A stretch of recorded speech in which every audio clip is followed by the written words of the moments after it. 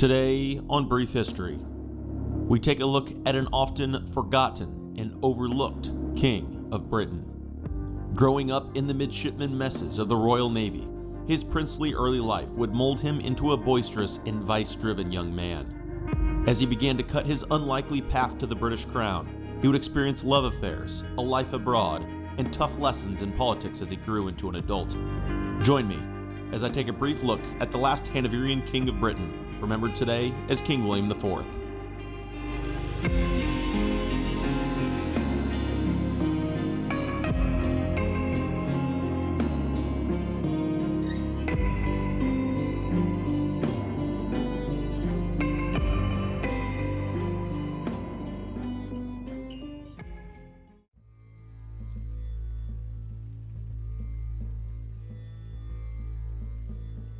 Prince William Henry was born on August 21, 1765, at Buckingham House in London, England. He was the son of King George III of Great Britain, and his mother was a woman named Charlotte of Mecklenburg-Strelitz. William would incredibly be the third child and son of 15 children, 13 of which would survive to adulthood. Some of these siblings, especially his elder brothers, will come up again later in William's story. In the first years of William's life, he lived in close proximity to his family at Kew Palace, under the care of a woman named Lady Charlotte Finch, where he was said to have lived a tranquil and peaceful life, full of outdoor activities and frugal dieting. During this time in his early childhood, he was with his two elder brothers, George and Frederick, as well as his younger brother, Edward. William made his first public appearance at the age of 4, and by the age of 7, he experienced the first of many major life changes. His two elder brothers, George and Frederick, were removed from him to a separate establishment, while he was paired with his younger brother, Edward, who would eventually go on to become the Duke of Kent and Strathearn in adulthood. Governors were installed to oversee William and Edward's education, separate from the two eldest boys, George and Frederick. The two brothers, William and Edward, began a strict life of learning, which included subjects such as writing, dancing, fencing, reading, writing, languages, etc. William, despite experiencing this strict upbringing, was said to have been a jolly and happy child, which was in stark contrast to his two elder brothers George and Frederick and his younger brother Edward, who found the strict regimen of learning difficult to endure. He was said to have displayed interest in other people's feelings and had a degree of empathy that his elder brothers and younger brother would not display themselves. This is something that would develop into a very important aspect of William's character as he aged and would be crucial to his success as an adult. This is not to say that William did not have negative aspects to his personality. He did, as even in his youth he had a temper and displayed a rebellious side which would show itself in the future, as we will see. These two contrasting sides of William's personality, anger/rebellion versus jollity and happiness, is something that should be noted at this point, as William would display often these contrasting emotions as he aged, and this will be put on full display later in his story. Although William was raised for the most part with his younger brother Edward, the two were not said to have been particularly close, and oftentimes quarreled with each other. William tended to connect more with his sisters, and was said to have connected most of all with his younger sister, Augusta. However, there would be one sibling that would influence William more than any of his other siblings, his eldest brother, George. George was the heir apparent to the British crown, but was becoming increasingly difficult for William's father, the king. George would, over time, develop into a debaucherous, gluttonous spendthrift, who was full of intense emotions and plagued by bad decision-making. William, being 3 years younger than George, was greatly influenced by his elder brother, and this was something that was greatly concerning to his father. Something needed to be done to prevent William from being influenced by his party-loving brother, or so the king thought, and thus, a plan for the next chapter of William's life was laid. The king determined that William was to join the Navy.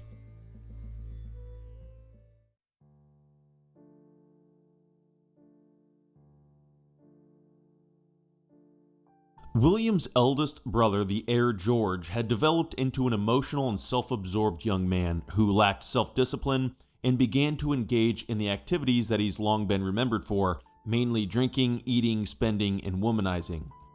It was clear that William was at risk of falling under the spell of his eldest brother, and so it was decided by his father that something needed to be done to protect him from the influences of Prinny, as Prince George was nicknamed. The heir George was not able to serve in the military in anything more than a ceremonial role due to his status as heir, and this caused him great distress as he was bored and restless. Young sons of the king, however, were able to serve in army or naval roles, and thus it was determined that the best way to keep William from his eldest brother was to send him away in one of these roles. William's other elder brother, Frederick, the eventual Duke of York and Albany, had been sent to Hanover to begin his career in the army. Thus, it was determined that the Navy would be the best fit for William. Although William being sent to the Navy was meant to keep him away from his eldest brother, the king also hoped that it would remove some of the less desirable personality traits that William had begun to display, such as anger and mischievousness. Unfortunately and unsurprisingly, the Navy would not remedy this, and in fact, it most likely made these aspects of William's personality worse. But William would nevertheless gain good experience at sea and learn valuable lessons that would influence him positively later in life.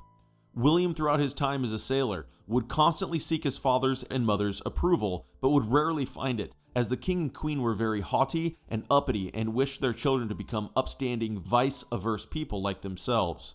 As one could imagine, the Royal Navy in the 18th and 19th centuries was not a place to avoid vice.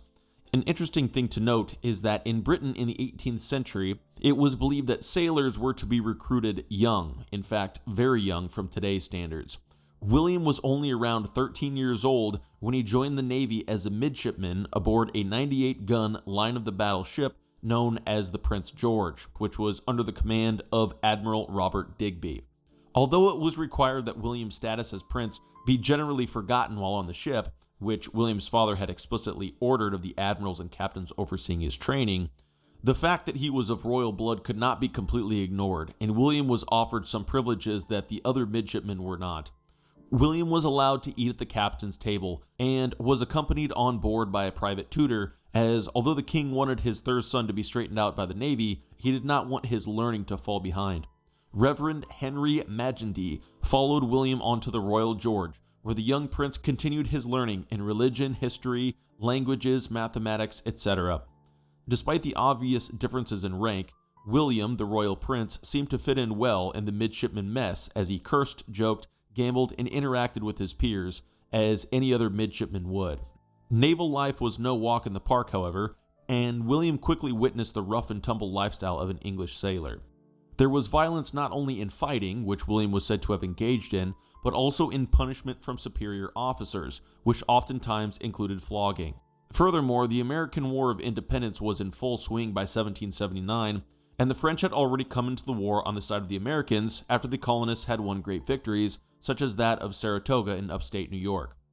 Thus, the British needed all of their able ships to be engaged in the conflict, and William's ship was not to be spared, as it sailed for Torbay to join the Grand Fleet in 1779. William, aboard the Prince George, within a fleet under the command of Sir George Rodney, was sent to escort Allied merchant ships traveling to the Mediterranean. En route, they encountered and captured a Spanish convoy in January 1780, whose flagship was renamed the Prince William, in honor of William being present during the action. A couple weeks later, William and the fleet that he was part of encountered and engaged the main Spanish fleet, who were blockading Gibraltar.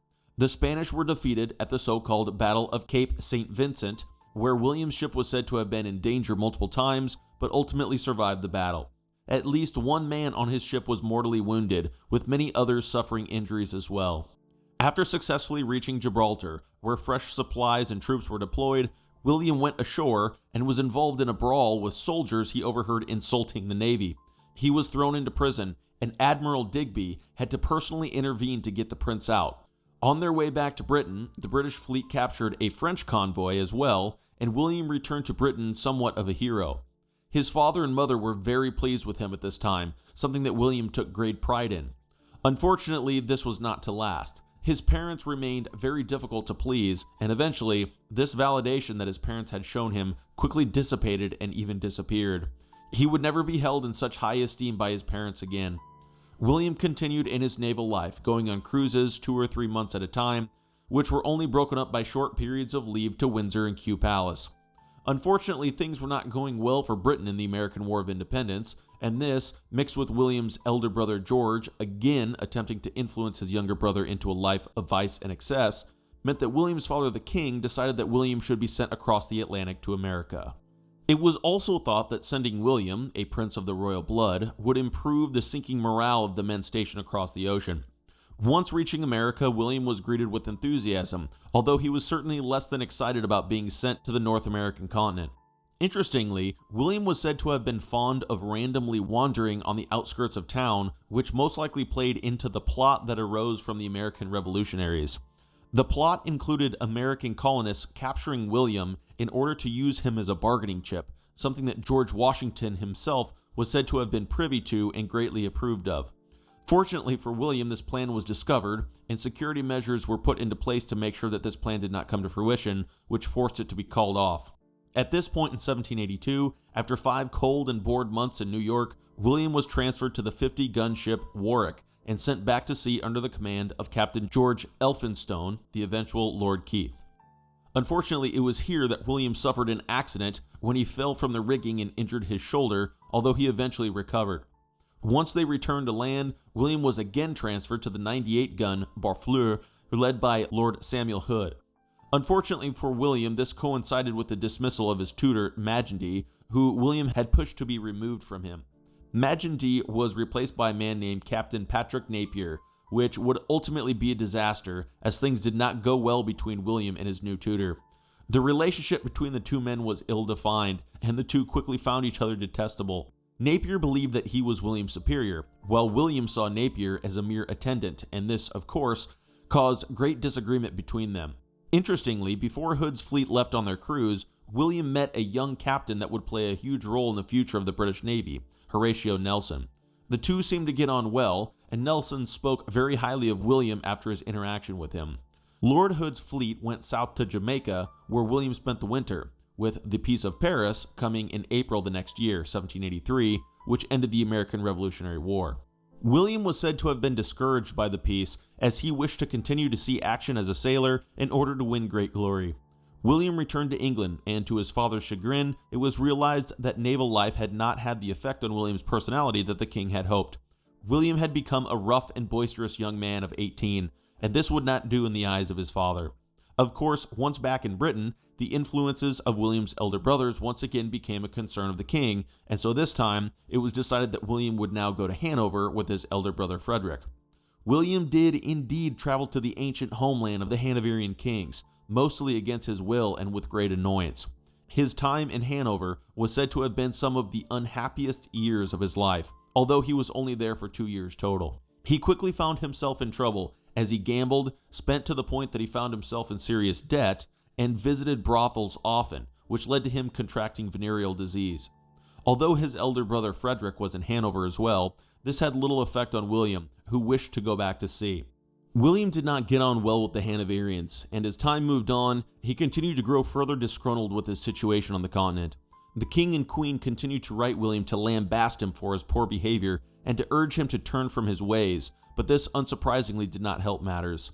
The king, encouraged by Prince Frederick, finally gave way and decided to let William return to London, but this would only be for a very short time. William returned to England and was kept safely away from his elder brother, but was soon sent back to sea as he had requested. Despite not having the required 6 years of service to become a lieutenant, William was promoted to this rank in 1785 when he was around 20 years old, with the help of falsified logs that the captains of the ships he had served on, or had been on for a short time, provided in order for this promotion to take place. William was made third lieutenant of the 38-gun frigate Hebe, which had been captured from the French fleet in 1782. Lord Howe installed a captain named John Levison Gower to show William the ropes, and they set out on a training cruise around the tip of Scotland, passing the Orkney and Hebrides Islands before landing in Ireland, Wales, and eventually back in England. But William at this point was not content with being a mere lieutenant and wished to continue to work his way up the naval ladder by being promoted. He also made it very clear that he did not want to go back to the North American continent. Not only did his father, the king, refuse his promotion, but he decided that William must indeed go back to America. The 21-year-old William was furious and readied his letter of resignation to be presented to Lord Howe, the First Lord of the Admiralty at the time. As tempers cooled and discussions took place, eventually a compromise was reached. William would go back to America, but he would be promoted to the rank of captain and given command of a ship. In April 1786, William's promotion took place, and he was made captain and given command of the small 28-gun frigate known as Pegasus. As one could gather from understanding how William was advanced quickly throughout the ranks without the necessary experience, it was not surprising that he was woefully in over his head as a captain, and this showed immediately.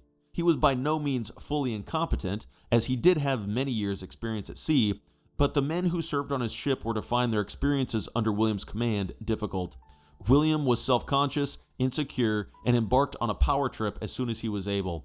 He implemented severe discipline on his ship, which included floggings often, and the morale of the men serving under him was said to have been very poor.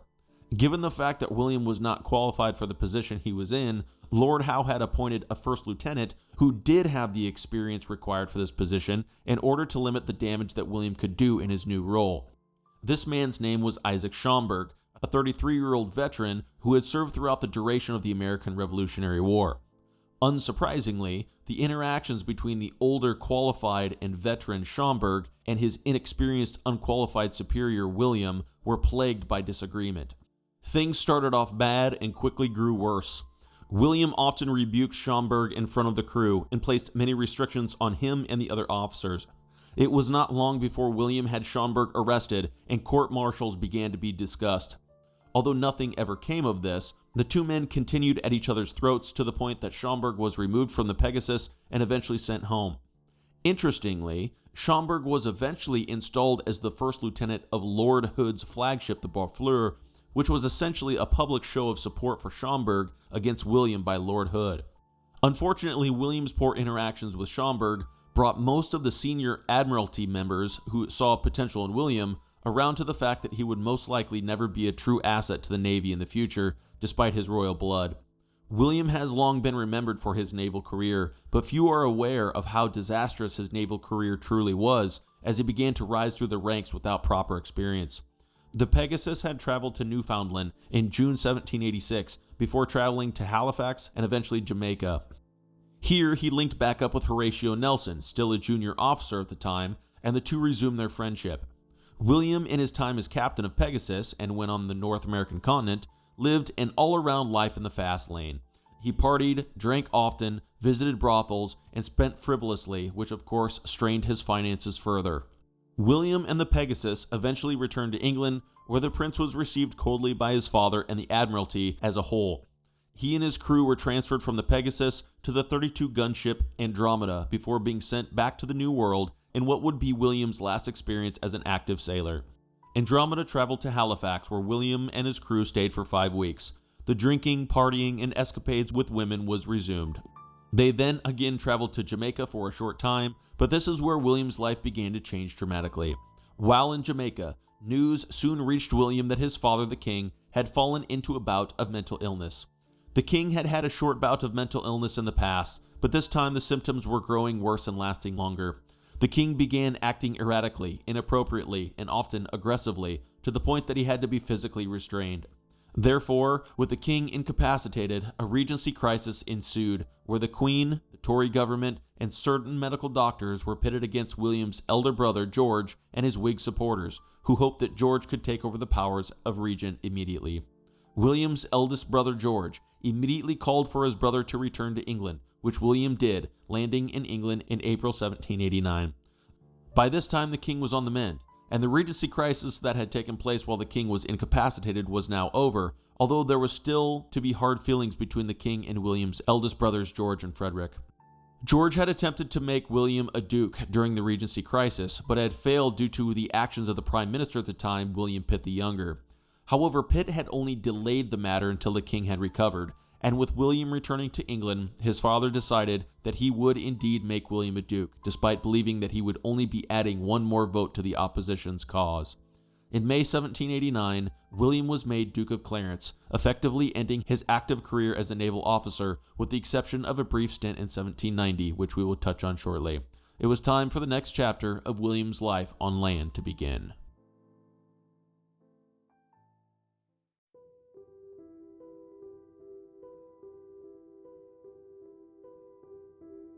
William, around 24 years old, was now the Duke of Clarence, and was granted an income and apartments at St. James Palace. Unfortunately, this income was not sufficient to meet his needs, as it was low compared to the income of some of his family members. Despite this growth in prestige, William would continue to struggle with his financial position for some time, mainly, at least in the short term, due to the fact that he could not find employment. But by 1790, major changes took place in William's life due to his desire to find a wife, or at least a long-term female companion. Finding a wife for a royal prince was no walk in the park, and it involved more politics than love or even physical attraction for that matter. Unfortunately, William being the third son of a king meant that finding him a wife was not high on the to-do list for the royal establishment. However, William, like his elder brothers, had a very strong libido and was determined to find a long-term companion. William had previously fallen for a young woman named Julia Fortescue in 1781 when he had been in the thick of his midshipman naval experience. Unfortunately, the match had been disapproved of by William's parents, and Julia was sent off to Scotland, which had ended the brief fling. Furthermore, there had been multiple instances where William had fallen for other women throughout his naval career, which had been some of the reasoning behind his father sending him back to sea or across the Atlantic at times. But in 1790, William met a young woman who would change his life for the foreseeable future. This woman had already had multiple partners prior to meeting William, and had, in fact, already had children of her own with other men. She had appeared in London in October 1785, worked as a comedy actress, and had immediately caught William's attention. Her name was Dorothea Bland, but is better known today by her stage name, Dorothea or Dora Jordan. By 1790, a courtship ensued between the two.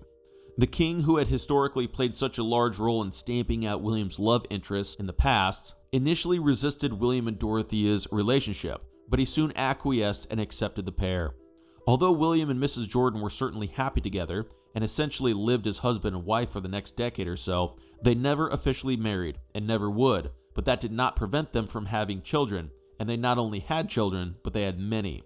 The pair, over their long relationship, would produce 10 children, 5 boys and 5 girls, and these children were to become known as the Fitzclarences.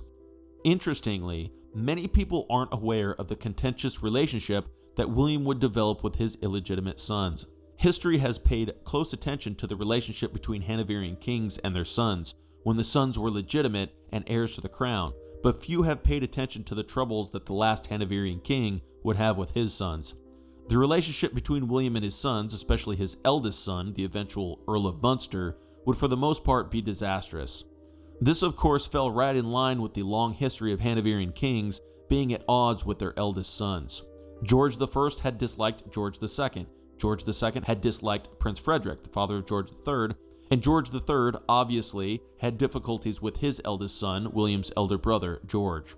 Of course, the heir, Prince George, would have no sons, but William did, and he of course continued on the unfortunate tradition that the Hanoverian kings had laid, although William differed in that he always retained a degree of affection for his sons despite their actions. William's relationship with his sons, and in fact all of his children, will come up again briefly at the end of his story. As a side note here, it is interesting to note that the eldest Fitzclarence was not William's first child. He had actually produced a son in his youth long before meeting Miss Jordan, but it is unclear who the mother was or where the child was conceived. Many believe that the son, named William, was conceived in Hanover, but the mother remains a mystery to this day. Unfortunately, this son of William's would drown at sea in 1807, the year that the youngest Fitzclarence child was born, which left the Fitzclarences as William's only surviving children. William was said to have been a doting, loving father, and he and Miss Jordan lived an overall happy experience as husband and wife in everything but name. 1790 was also the year that a Spanish attack in Canada caused a great scare in Britain, which caused a British fleet to be amassed at Plymouth.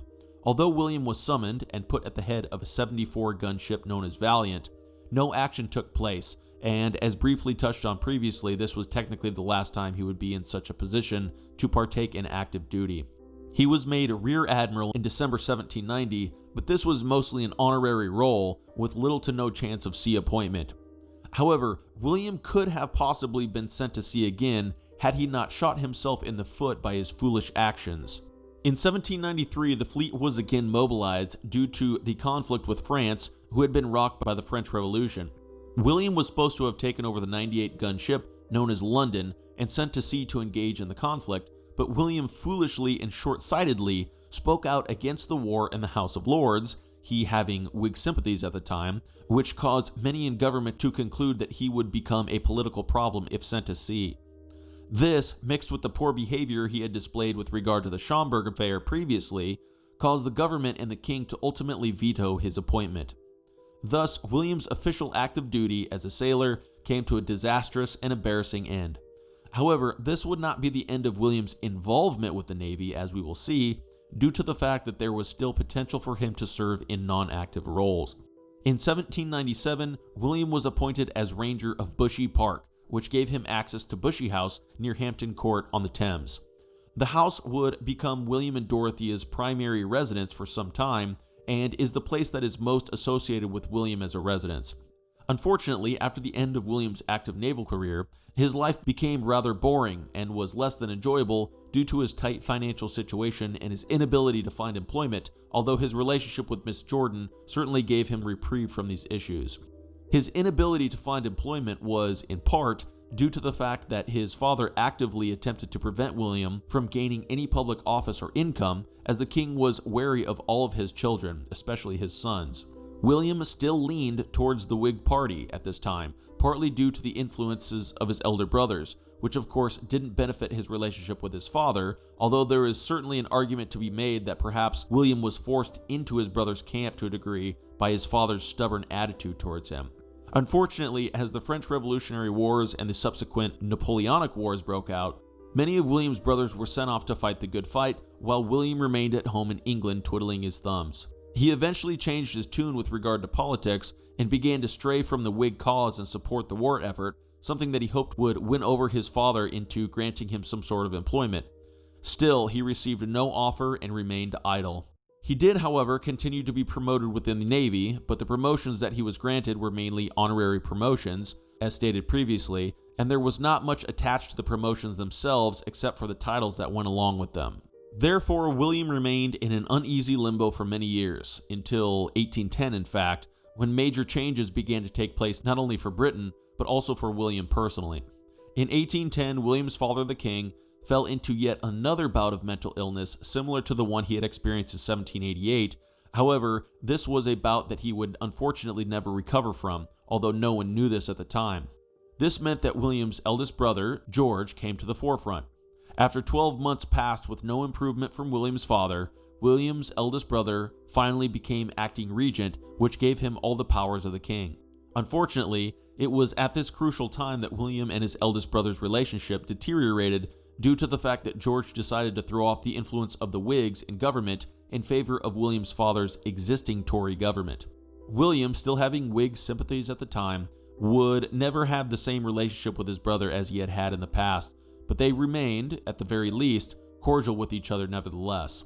1810 and 1811 was also, unfortunately, the beginning of the end of William's relationship with Dora Jordan. After almost 20 years and 10 children, William realized the need to become financially stable, which would entail him marrying officially, something he could not do if he remained with Mrs. Jordan. William's financial situation had still not improved, and in fact, Miss Jordan had continued to work as an actress over the years in order to provide additional income to her and William's household. With 10 illegitimate children that he was now responsible for as well, the financial burden that weighed on William's shoulders now became too heavy, and thus William decided that it was time to marry officially. Dora Jordan was said to have been distraught when she learned of William's plans, but she did not attempt to dissuade him from moving on, probably for the sake of her children's well-being. Unfortunately, Dora's life would end in 1816 in the most unfortunate way. At the age of 54, she was forced to flee the country due to being bankrupted by one of her son-in-laws who had put her deeply in debt. Abandoned by many of her children, alone and far from William, her life ended destitute, which was certainly an unfitting end to a woman who had been so important to a prince of the royal blood. Nevertheless, William's search for a new wife continued on, although it was unfortunately a long and drawn-out process, as he found it difficult to find a suitable and willing bride. Again, with him being the third son of the king, his marriage prospects did not top the list of importance within the royal family's to-do list. However, in 1817, a few years after Napoleon was defeated for good at the Battle of Waterloo, a major event took place that would change the course of William's life forever.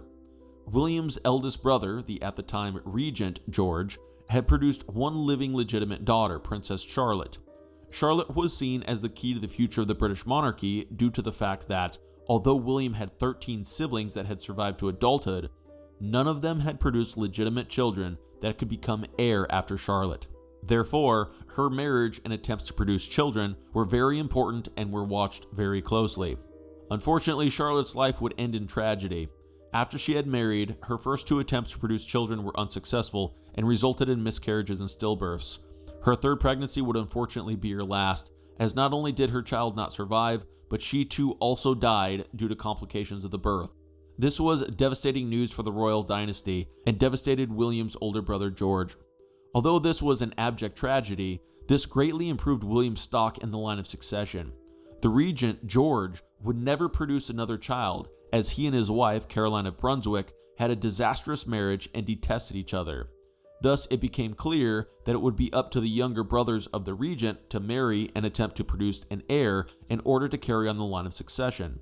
It was not surprising that both William and his younger brother he had grown up with, Edward, were quickly found brides for this purpose.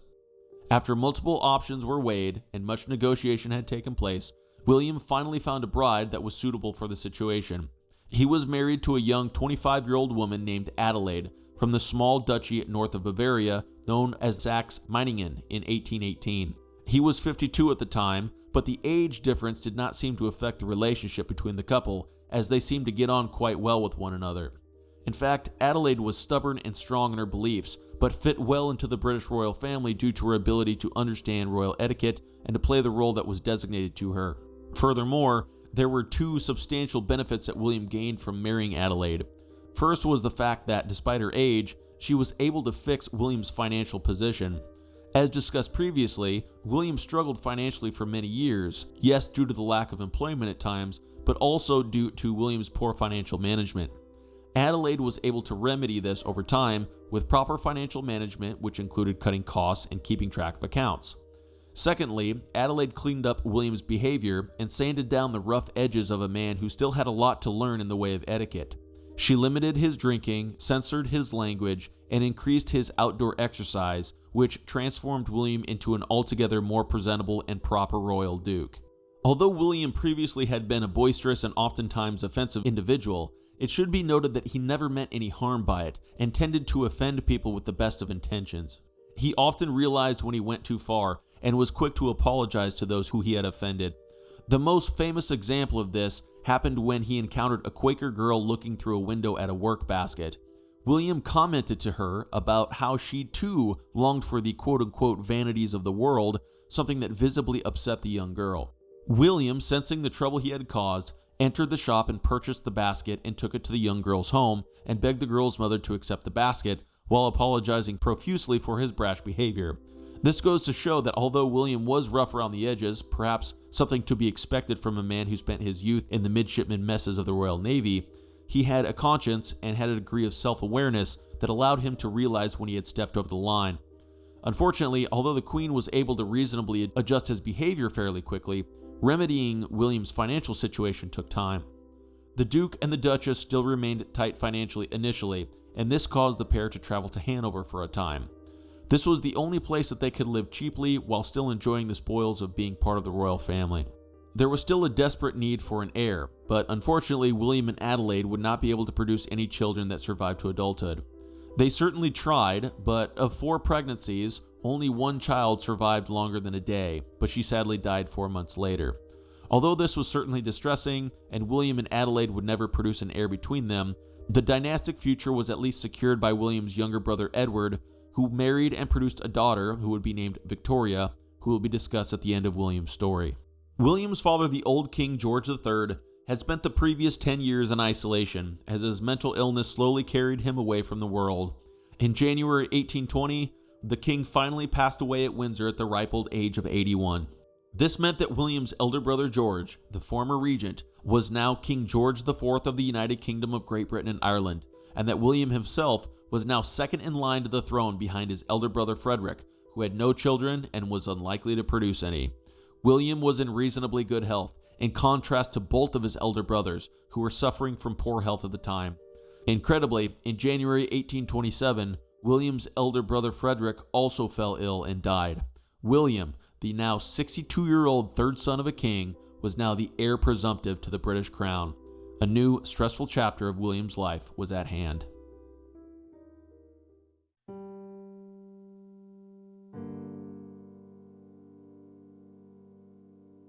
For some time prior to 1827, the position of Lord High Admiral, which is today the ceremonial head of the Royal Navy, had been held in commission, and naval business had been looked after by the First Lord of the Admiralty, who was a member of the King's Cabinet. In 1827, the First Lord of the Admiralty was a man by the name of Robert Dundas, Lord Melville, who had held the position since 1812. The Prime Minister at the time, Lord Liverpool, had a stroke and was forced to resign from office, and this forced William's elder brother, the King, to replace him with the new ministry. The King turned to a man named George Canning, who had been a brilliant foreign secretary in the years past. Unfortunately, the Tory establishment, torn over the issue of Catholic emancipation, did not care for Canning, and so many began to resign after Canning was appointed as Prime Minister. Along with them went Lord Melville, thus the First Lord of the Admiralty became a vacant position. Canning decided that in an effort to gain some political traction, he would revive the old position of the Lord High Admiral and offer it to William. William accepted this offer, but unfortunately Canning and William had different ideas on what the position would entail. Canning believed that William would be in a more honorary leadership role, who would go along with whatever his council suggested, whereas William believed that he was now being asked to take on a role of very high importance that he would ultimately be making the decisions in. As has already been demonstrated previously, although William was far from having zero experience, he was still well in over his head with regard to a position of this magnitude. He immediately began to micromanage and interfered in trivial affairs that should not have concerned the Lord High Admiral, as these affairs were petty and unimportant. Many began to see that William was dreadfully uninformed, both politically and strategically. He also cared too much for the formal side of the job, as he basked in the attention that came along with fancy uniforms, formal balls and banquets, etc. William, as the Lord High Admiral, was seen as being incredibly naive, not only by many in Parliament, but also by many in the naval establishment, but he nevertheless continued to push to have his voice heard. Although he was not completely unsuccessful in this role, as certain areas of the Navy were streamlined, like the promotion system, and he was loved by the lower naval ranks, his time in this role would ultimately come to a bitter end. By July 1828, Canning had died, and the job of Prime Minister eventually found its way to the hero of the Battle of Waterloo, the Duke of Wellington. William was only able to last 15 months as Lord High Admiral after his brash behavior led the Duke of Wellington to convince the King to persuade his younger brother to resign. William obeyed and resigned in 1828, at which point he was again replaced by Lord Melville. Although William's experience as Lord High Admiral was not a positive one, and it can hardly be said that this added anything positive to his career in the Navy, this experience did teach him valuable political lessons which would benefit him and the nation as a whole in the near future. As William's elder brother continued to live a life of excess and to deteriorate physically, the contentious topic of Catholic emancipation came to the forefront. Catholics had long been persecuted in the British Isles, especially in Ireland, where the Catholics held a majority population-wise. There had been growing calls for Catholics to be emancipated from this persecution, which to many meant allowing Catholics to serve in government and private office. By 1828 and 1829, the issues had come to the forefront, and it was becoming obvious that, after learning valuable lessons from the French Revolution, relief was needed for the Catholics, lest revolutionary spirit rear its ugly head once again. William was a supporter of emancipation and vocalized his support for the Catholic Emancipation Act, which was passed by Parliament in 1829. Unfortunately for William, this would not be the last call for reform that would arise in Britain, and future calls for reform would fall squarely on his shoulders, as we will see. In June 1830, William's eldest brother, King George IV, fell seriously ill and died. William was at Bushy House when he was informed that he was now the new king of the United Kingdom of Great Britain and Ireland. Although William was initially saddened by his brother's demise, he could not help but feel a degree of excitement for what lay ahead of him. He was said to have acted perhaps less than appropriate at his brother's funeral, but given George's reputation when he died, few missed the dead king, and therefore very few cared about William's less than appropriate actions.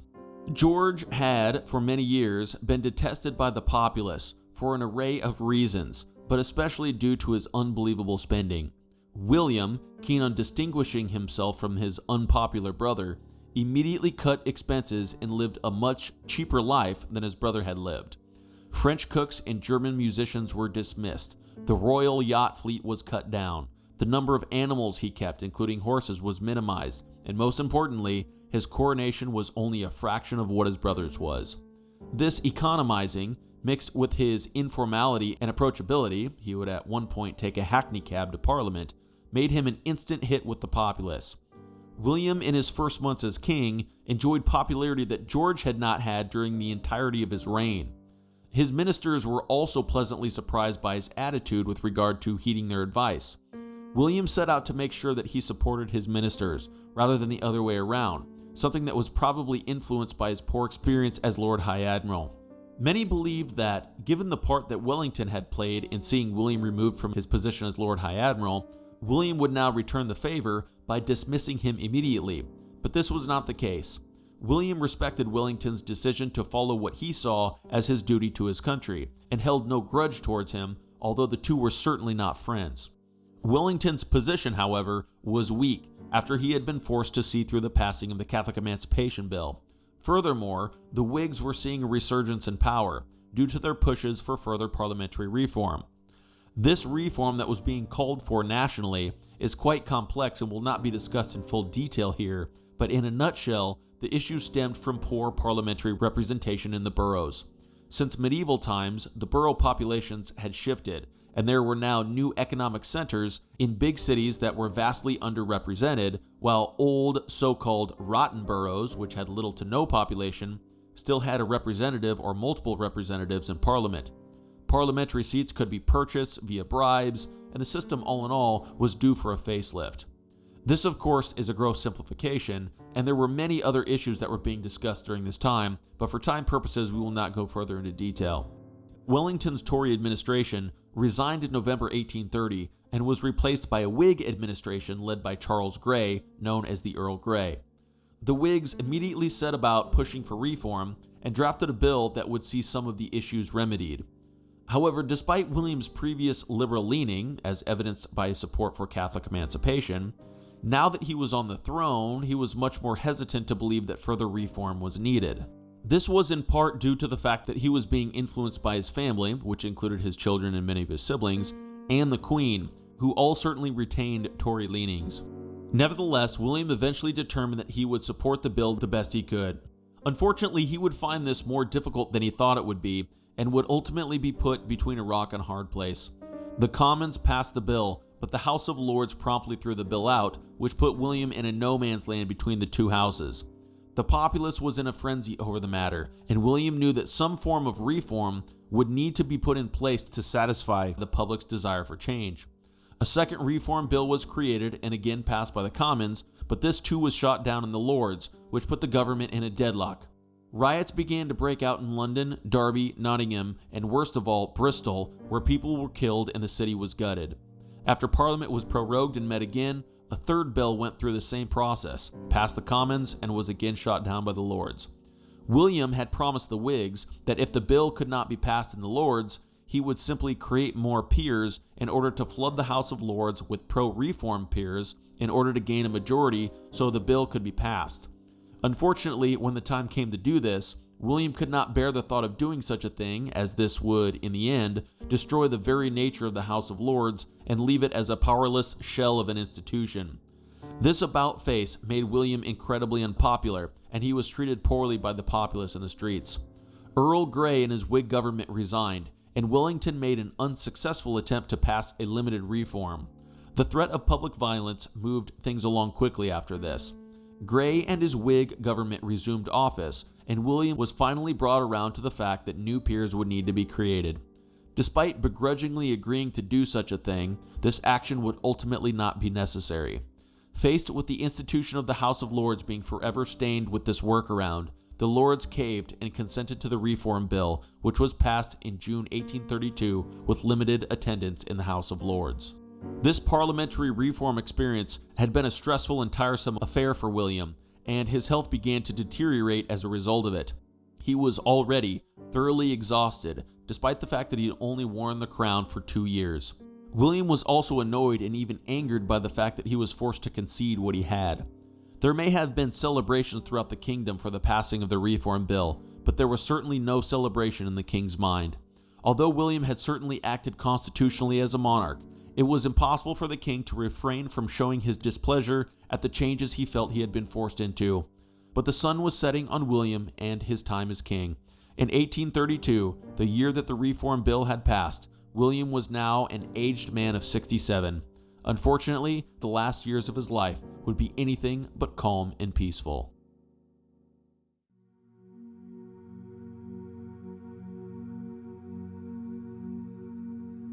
As the days turned into months and the months into years after the reform of 1832, William found himself growing more run down and in poor health. This was due to the fact that there were still further reforms that were being pushed for in Parliament, specifically related to the Irish Church, which threatened to put the Commons and the Lords at each other's throats once again. Ministry changes also took place when the Earl Grey was replaced by the more radical William Lamb, Viscount Melbourne, who himself was replaced by Sir Robert Peel for a short time, although Melbourne was eventually reinstated after Peel's ministry was unsuccessful. But perhaps the biggest source of stress that the aging king was to endure was related to that of his heir, Victoria, or rather Victoria's mother, the Duchess of Kent and Strathern. William was generally attached to his niece, Victoria, but his sister-in-law was indignantly opposed to a pleasant relationship with William and the Queen, despite the fact that they had been friendly prior to William's brother Edward dying. The Duchess of Kent wanted to be regent and began to act in a way that, understandably, greatly angered William. She began to act as if she were regent and that Victoria had already become queen, which of course was not something that William took lightly.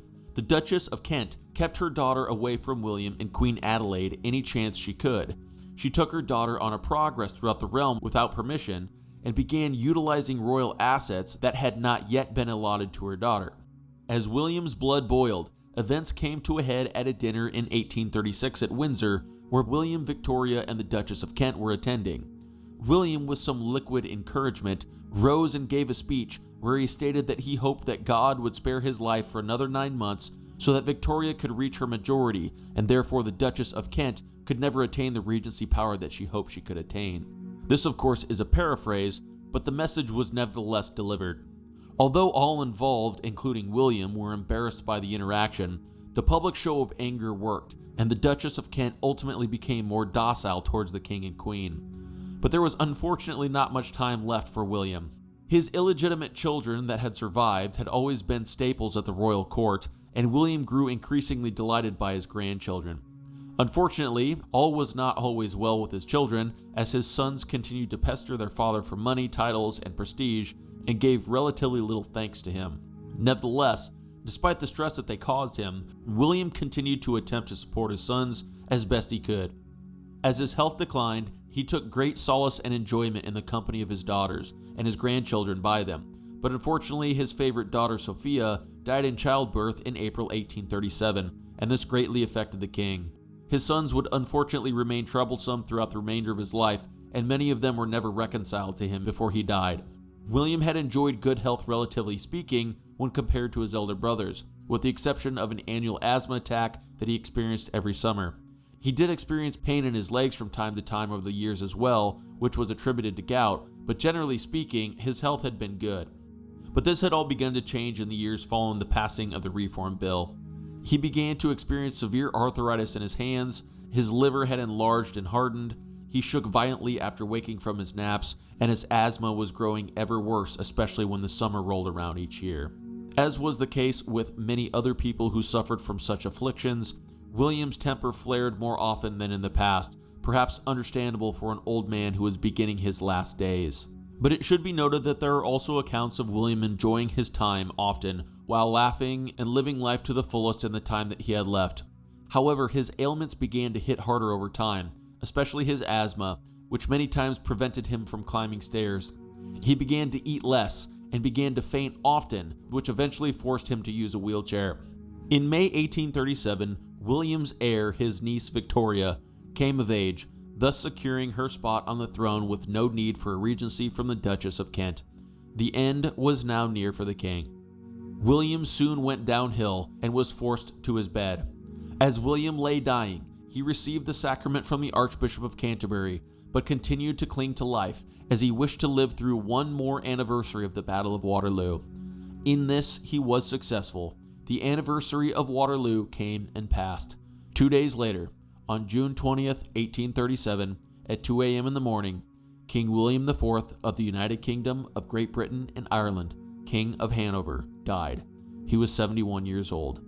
On July 8th, he was laid to rest in the Hanoverian vault at St. George's Chapel, which held his father and his elder brother. William lies in this vault at Windsor to this day. The life and reign of William IV is an incredible one to reflect upon. From William's youth, there was little expectation that, as the third child and son of the king, he would ever inherit the British crown. Yet through the death of family members and the inability of his elder brothers to produce heirs, he slowly inched closer and closer to the crown as he aged. His deployment into the Navy set about morphing his character into a still boisterous, yet more experienced and grounded young man. Given the experiences that William had in the Navy, the nickname that has stuck to him, the Sailor King, perhaps comes with an asterisk next to it.